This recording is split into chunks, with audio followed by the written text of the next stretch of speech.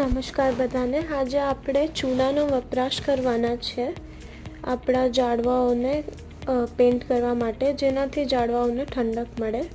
આ project lead કર્યો છે ચૈતન્ય ચેરિટેબલ ટ્રસ્ટને. તો આપણે આગળ જોશું આપણને શું જોશે અને આ કેવી રીતના કરશું. પહેલાં તો આપણે એક વાટકામાં ચૂનો લેવાનો છે. તમે જેટલા ભાગ ચૂનાનો લો એનાથી 3 ગણા ભાગ પાણીનું નાખવાનું છે. તો મેં ચૂનો લઈ લીધો છે, એમાં હું 3 ગણું પાણી નાખીશ અને પછી બે વસ્તુને તમારે મિક્સ કરવાની છે.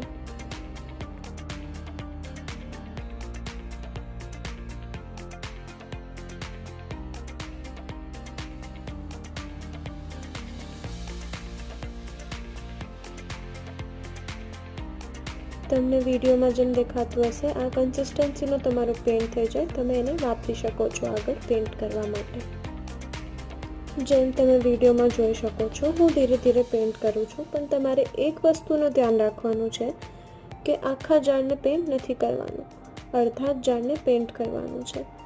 આ પેઇન્ટ કરવાથી ઝાડને ઠંડક મળે, કારણ કે આ જે સફેદ કલર છે એ પહેલાં તો સનલાઇટને રિફ્લેક્ટ કરી દે અને બીજી વસ્તુ ઝાડને ઠંડક આપે.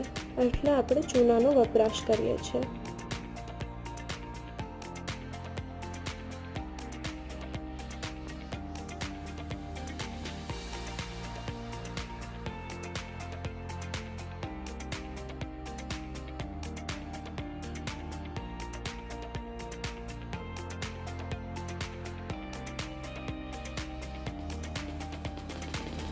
મારું ઓલમોસ્ટ ઝાડને પેઇન્ટ કરવાનું પૂરું થઈ ગયું છે અને મેં અડધું ઝાડને આખું પેઇન્ટ કરી દીધું છે. આપણું પેઇન્ટ કરેલું ઝાડ તૈયાર છે. તો આવી રીતના જ તમે પણ તમારી આજુબાજુના બધા જ ઝાડોને પેઇન્ટ કરો અને એમને ગરમીથી બચાવો. ધન્યવાદ.